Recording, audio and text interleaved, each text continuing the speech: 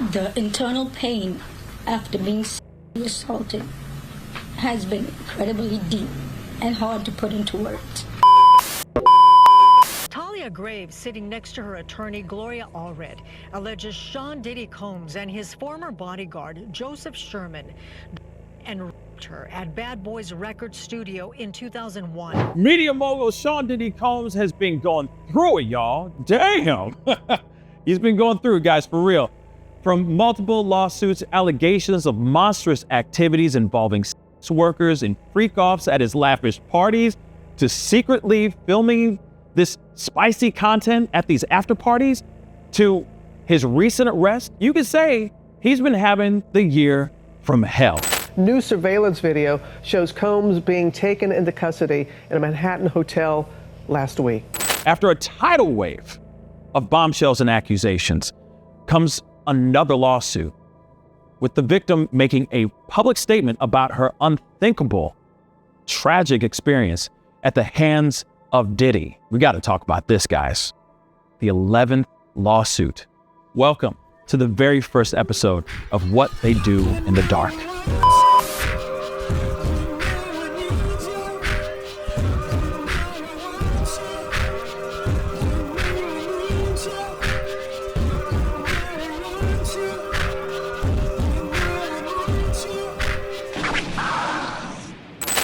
What's up, y'all? Welcome to the very first episode of What They Do in the Dark. Yes, you can clap. It's okay. Yay. Well, I'm very, very excited about this. Even my boy Sess is very excited about this because it's our first series, our first video of this series ever. We're going to be covering a lot of different things, y'all. Everything from true crime, okay? All these cases, etc. And of course, we are talking about the diddler. We're talking about Diddy on this one, but we are talking about a lot of other things. So please, hit that like button down below, crush that subscribe button. Make sure you comment down below on a case that you're interested in hearing my 2 cents on, okay? Because we're not only talking about Diddy.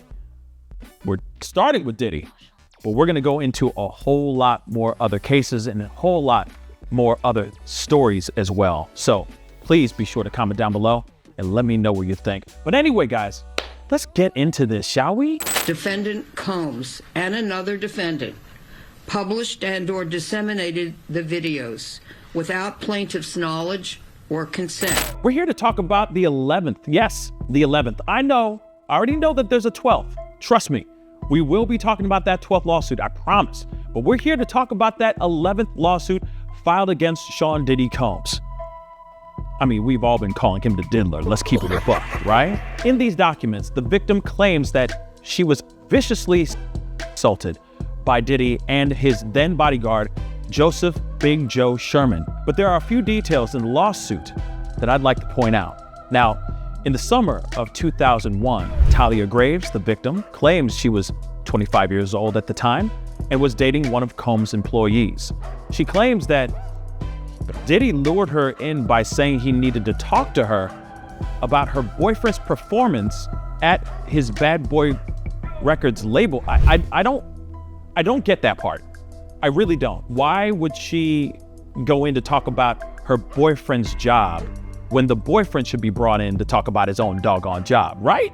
So that doesn't make any sense to me, y'all. But apparently she said she agreed to meet up with Diddy and was picked up by Diddy and his then bodyguard, Joseph Big Joe Sherman. So she says while in the car, she was given something to drink, which she believes was laced with some sort of substance that caused her to lose consciousness. She woke up to find herself bound and restrained at the Bad Boy Records studio in New York City. Imagine that. That must have been horrifying, right? What she describes next is absolutely appalling. She goes into gruesome detail about how both men took turns in beating her. After this terrible experience, she had thoughts and ideation and has received extensive psychological treatment because of these two men, what these two men did to her. Absolutely crazy. For decades, she remained silent and did not report this crime out of fear that these defendants would use their power to ruin her life, as they had repeatedly, explicitly threatened to do. She even moved out of the state, guys, just so she can get as far away from this monster. Monsters. She did everything she could to try to move on and continue working on healing herself. But then, man, this is wild. A bombshell dropped. According, and I'm not kidding, this is real. According to her lawsuit, she learned for the first time that Combs and Sherman had videotaped this horrific 20 years ago and was showing it to multiple men. They were showing these videos to multiple men to publicly degrade and humiliate not only just the victim, Talia, but also the boyfriend. Yes, the boyfriend allegedly was sitting in this room watching this video with other men as they were making fun of this whole thing. What the hell? Who the hell does something like that, right? It's absolutely insane. She even claims that they made copies of these tapes, not only just to share, but also to sell to others. Can you believe that? But I've been asking a lot of questions, not only just on Diddy, but the other person, the other co-defendant that's in this lawsuit. Who the hell is Joseph Big Joe Sherman? Now, we understand that after he left Bad Boy Records as a bodyguard, he went on to start his own businesses. One of them is he runs a bunch of magazines, one that's called Rhymes and Dimes. I understand now that he also distributes graphic material. So a lot of people are wondering, is he one of the guys that helped distribute these videos? Because you got to remember, there's been a lot of freak off tapes. There's a lot of content that Diddy was making. Is Big Joe Sherman one of the people that's helping him distribute this type of stuff onto the dark web? I had so many legal questions, guys. Let's be real. I can't believe any of this stuff, but a lot of it has to do with not only just what Diddy could be looking at, but I'm also wondering about Big Joe Sherman. Can he catch any charges? Is he scot-free? What's going on with that, right? So I brought on one of our good friends of the show, lawyer and content creator, Dani Ahn, to answer some of these questions. Please, check this out. I'm here with the host and also an attorney, Dani Ahn Direct. She has her own YouTube channel. Please go check it out. Dani, thank you so much for being here. It really does mean a lot.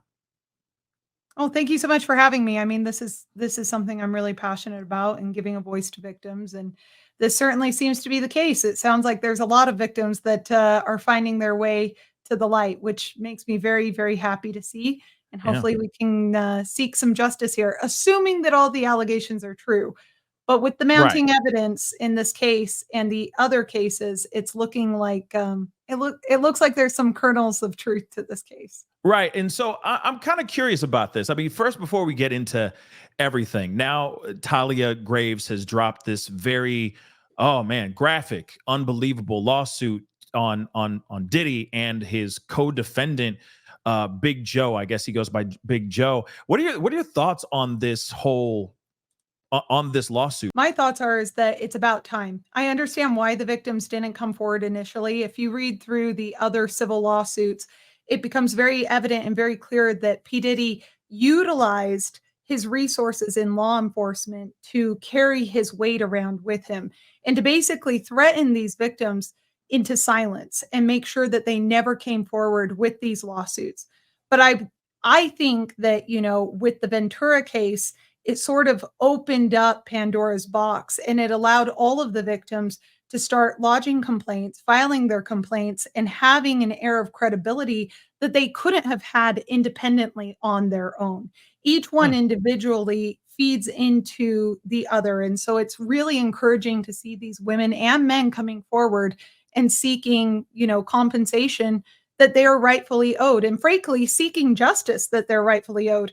My question is why it took so long. Right. That's exactly what I was just about to say, because I know a lot of people, all right, the court of public opinion obviously is clutching their pearls. They're all very, very shocked about all this stuff. But one of the main questions is, why did this suddenly just drop now? Now we're understanding that in this lawsuit, she says that she found out from her ex-boyfriend that he actually had tapes. He taped this actual assault, and then he was sharing it. He was playing it in front of all of his co-workers, employees, including the boyfriend, for decades. And she just found out about this just this past November. So it is pretty wild that suddenly it gave her incentive because, of course, something that I feel like she's pushed aside. Maybe she's, pushed it aside to try to get through, try to go through life, right? And kind of forget this trauma that actually happened. It's now like she's reliving it all over again, now knowing that this is on tape and that it's been shared. In fact, it's been distributed. So, and this is what she's alleging. So I'm curious about that on that part. Obviously, we know about the essay. We already know about the alleged attack by these two men, doing this to Talia. But I mean, what can these guys face if there actually is footage that was actually sold? I think that in terms of civil litigation, obviously she's entitled to statutory compensation through the state of New York and through federal claims, but she's also, entitled to punitive damages against these men. In addition to whatever they were, if they were producing it for sale, which is my guess is that they actually were, and that's based on the criminal indictment because the criminal indictment mentions the word trafficking, which would heavily imply that these women weren't just being used for his own enjoyment or the enjoyment of his friends, but that this was also a production. And we know that because he had cameras all throughout his house. And this systematic drugging, entrapping, abusing, and then releasing the victims without the victims even knowing that they were being filmed seems to indicate that this wasn't just him gathering dirt on victims or trying to sabotage or honeypot victims. It was a step further beyond that. I think with the prevalence and with the insanity of these cases, I would not be surprised if he wasn't actually getting some financial gain from the production of these horrible crimes. Now, can she actually ask for, I guess, residuals, if that makes any sense? The profit that he made, can she ask for the money that he actually made off of this actual tape, if that's actually true that he sold this? If they find Wow. and through discovery, then she's entitled to that plus additional compensation, obviously. That's insane. Okay. So I got another question, okay? Because we've been hearing Diddy all day long. Let's keep it real, okay? We've been talking about that ad nauseum. The Diddy train has been running off the rails. It's been a dumpster fire. You could call it anything you want at this point, right? It's been absolutely crazy. But what about Big Joe? What about this Joseph Sherman that apparently was involved in this act, in this particular crime that actually happened? Where's his lawsuit? Are we going to be seeing him in shackles, or what's going on here? What are your thoughts? So right now, we don't know. That's the simple answer. So from a civil lawsuit side, yes, he's named as a co-defendant in the civil case, which is why he's now filing this defamation lawsuit against her and saying, oh, this is all a money grab. But if it was a money grab, why is she going after Joe? Joe doesn't have that kind of money, not P. Diddy money, certainly not record label money, right? She's named him as a co-defendant because there's a statute of limitations and there's an issue with issue preclusion. If she doesn't bring him into this case now, she'll be precluded from bringing a case against him in the future. So if she's going to be filing a case against P. Diddy now, she needs to file also against the co-defendant. So this argument that she's just a money grabber and she just wants the attention kind of falls flat on its face when you have so much overwhelming evidence at this stage already in the criminal lawsuit against Diddy, or in the criminal case against Diddy, and in the allegations that have been alleged by the other victims, in addition to the evidence that they have submitted in support of those allegations, whether that be photos, whether that be emails, whether that be text messages, all of those things have been submitted. I think she survives summary judgment motion, and I think she'll win at the end of the day on the defamation case. I think that if there is a video out there, which is what is claimed to be, and that's how she became aware of this. And I Right. have no doubt that there's a video out there. I have no doubt. And I have no doubt that P. Diddy probably informed a lot of his victims that he had videotaped them so that they wouldn't come out and say anything, and he could use it as revenge in the event that they did say anything. He could try and discredit them and say, "Look, you weren't intoxicated. You voluntarily came there. You consented to these things. You wanted to do these things. You did this in order to, gain notoriety or attention. You were a clout chaser, whatever term you want to use." Right. I'm certain that he threatened the victims that way.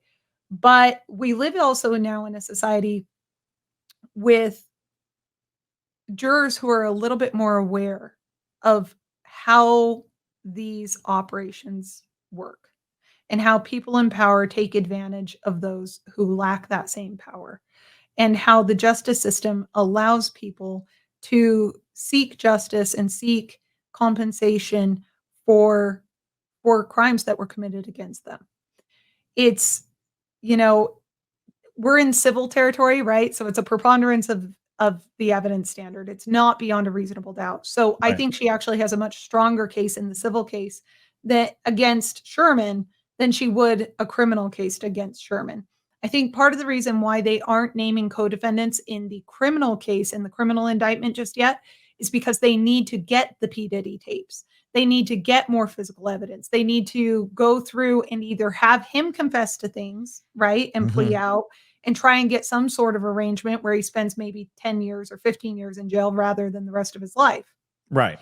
So if they can get P. Diddy to sing on these other co-defendants and start naming names and listing up, pieces of evidence, they can go after them criminally. But it's much harder to get criminal evidence against Joe Sherman, especially if she was intoxicated, whether knowingly or unknowingly. It sounds like she had no choice in it, according to the complaint, Right. and she woke up and was being assaulted. And so if she can prove that to a jury, which I think the video will probably speak to that, but I also think that the criminal case against P. Diddy and a pattern of ongoing abuse, along with allegations and other videos of other victims falling victim to this pattern of come to the party, we'll give you a drink, you sip the drink, the person wakes up hours later, dehydrated, confused, and Mhm. being assaulted. If there is a pattern of that, which it appears that there is, and they can bring that evidence into a civil case, then that's how she's going to be able to hold Sherman accountable. It's just, it's going to take very hard evidence against P. Diddy to get him to sing. How hard is it going to be to prove, for Talia to prove that that these crimes actually happened? Well, I think what's going to be an issue here is the cold hand of time is what we like to say in the legal world, right? So time is somewhat evil in that evidence disappears, witness disappears. We lose that crucial evidence that we need to prove a case. However, again, we are in the preponderance of evidence standard, which is about 50% plus a feather. That's how I've always had it described to me. And so you're aiming for, is it 50% true plus a little bit extra that this thing occurred and that this person did this thing and that what they did constituted a tortious act against the plaintiff. In this case, yes, I think it's going to be very easy to prove once the criminal case Hmm. continues to proceed in the P. Diddy litigation. Again, it's about showing a pattern of abuse. And keep in mind, that's why, too, it benefits her to name both defendants in this lawsuit. One, I she'll be see. precluded if she doesn't name them both. But two, she's able to bring in evidence against the one to prove against the other as well. I So see. does that make sense? So Yeah. if you have a criminal lawsuit or a criminal case and you have witnesses and discovery that is showing, let's say, Sherman walking around and checking the victims to make sure that they're passed out, and they Mhm. have video of that. If they have video of Sherman, kind of engaging in criminal activity against other victims or facilitating that criminal activity against the other victims, then she can I think that that's wholly relevant and easily accessible in civil court, and I think that that will prove her case against both. Interesting. Okay, so it's not like she actually needs the video itself. I mean, obviously that would be smoking gun evidence. That would be a wrap, in my personal opinion, if she actually had obtained the actual video itself. But you're saying that there are other avenues that she could go down to actually show proof, right? To get these guys caught and receive the justice that's rightfully deserved.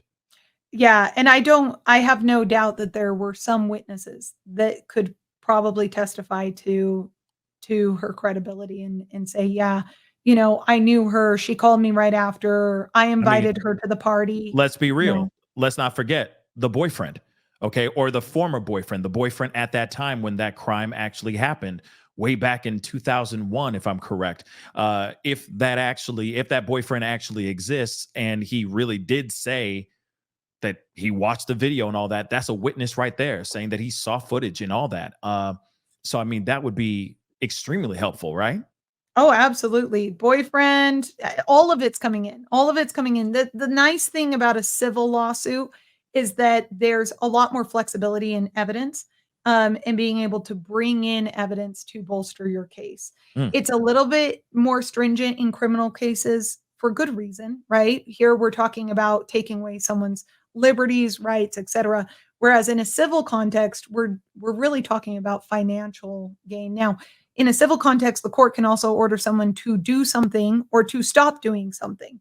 I think in this context, it's important to get a civil case going against both men in case that video is circulating online and is making money online. She'll be able to take this case and a judgment in this case, send it over to whoever is reproducing this material online to have them take it down and make sure that she is able to execute a judgment against them and get paid whatever revenue was coming in as a result. Dani, I appreciate you coming in and giving us your legal expertise and your thoughts on all this. I really do appreciate it. Thank you so much.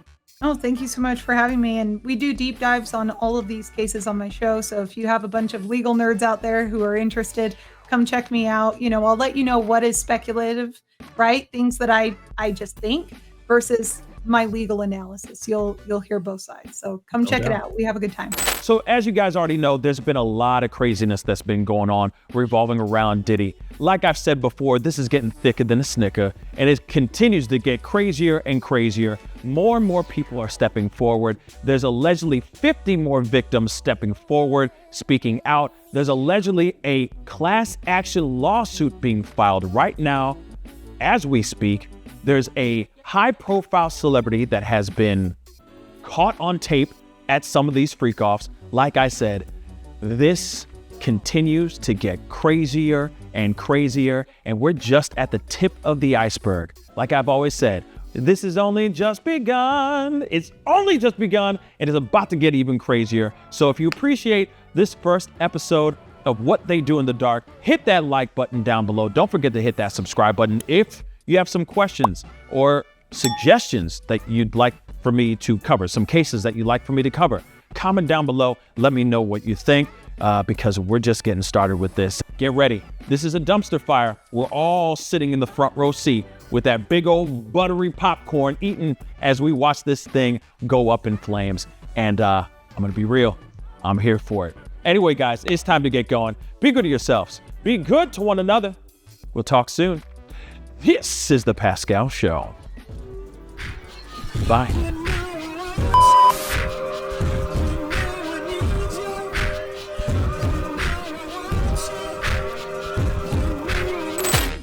Pascal. You are now rocking with that dude Pascal. We be going wild.